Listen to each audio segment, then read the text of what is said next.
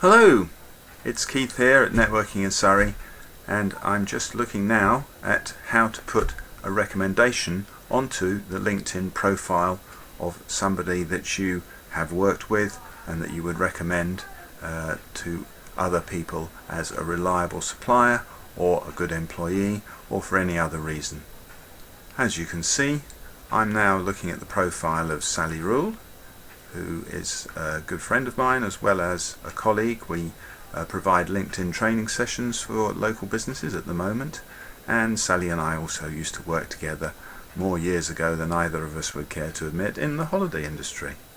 So I'm now going to create a recommendation, a testimonial that goes onto Sally's profile to recommend her as either a good supplier, a great customer, a great colleague, or somebody who's a great employee. In this case, obviously, it's going to be as a colleague. Making a recommendation's fairly straightforward. You need to be on the profile as I am here. Let's just close this contact box here, and I'm going to now scroll down through Sally's profile. Here we go, down the page, looking at her experience, seeing where she's been endorsed by people, looking at education, and we move down and eventually we will reach the recommendations section on her profile. In the recommendations section I could see recommendations that Sally's given to other people. I can also see here 2 recommendations she's received. Here they are, one from Alison, one from Lisanne, and here it offers me the opportunity to put my own recommendation, to add mine to that list. So if I just click on Recommend Sally, I'll be taken to the form where I can actually put my recommendation onto. This is fairly self-explanatory. There's a box here where I can put the actual testimonial that I'm going to give to Sally. I can actually, having written that elsewhere, I can copy and paste it into that box.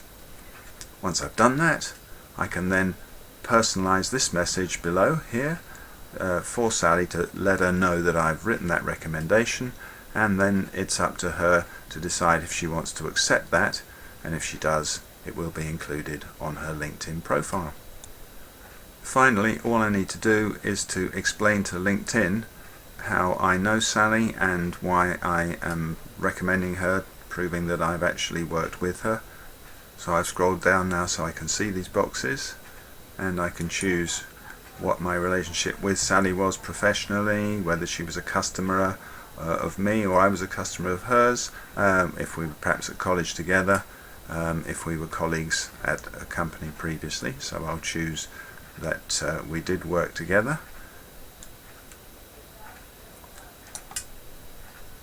For example, that, and then I would choose what my role was at the time and what Sally's role was at the time. So once I've chosen those, I'm ready to go, and I simply come over here, press the send button, and that recommendation goes off to Sally for her to approve, and if she does so, it will then appear on her profile. What we have then is a win-win situation.